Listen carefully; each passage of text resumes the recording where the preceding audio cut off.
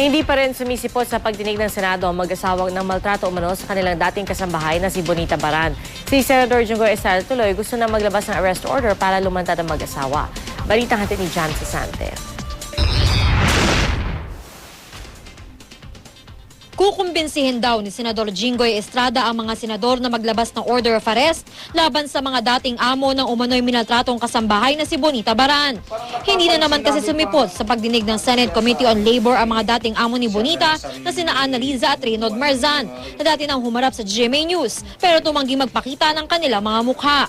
Paliwanag ng kanilang abogado, base raw sa sinabi ng kapatid ni Annaliza ay hinimatay ito matapos malamang naglabas na ng warrant of arrest ang QCRTC Branch 77.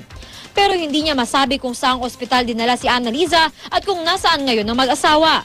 The only answer that was given to me, they are on the way to the doctor, Your Honor. Kung magbibigay ka ng story rito, yung dapat kapanipaniwala. Hindi na makapanipaniwala yung mga sinasabi mo eh. Hindi mo alam kung ano ospital siya nandun. Hindi mo alam kung nasan siya na ngayon. Nabulag si Bonita dahil sa pagplansya raw sa kanyang mukha ng kanyang mga amo. Na-deform din ang kanyang tenga. Tadtad ng peklat ang ulo, bunsod umano ng ilang beses na pagpukpok sa kanya. Hinuhulog din daw siya sa hagdanan, sinasakal at pinapakain pa ng panis. Pero nanindigan ng abogado na mag-asawang Marzan sa sinabi ng mga ito sa isang interview sa GMA News na mismong si Bonita raw ang nanakit sa kanyang sarili. Hindi na po lumalagpas sa pagsigaw at pagsita ng kanyang trabaho. Hindi niya po nakurot daw yung katulong na yan. Plansya ko bang sarili ko? Ano ba ako? Mukhang tanga ba akong para plansya ko mukha ko? Ako naniniwala na hindi niya kayang gawin sa sarili niya yung pagplansya ng mukha niya. Just give me the benefit of the doubt. Dahil no one in his right mind would do that to himself or herself.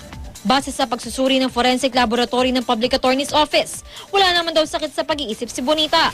Kaya tanong ni Estrada sa abogado ng mga dating amo. Base sa mga diskusyon mo sa iyong kliyente, wala ka ba napapansin na may sakit sa utak yung kliyente mo naman?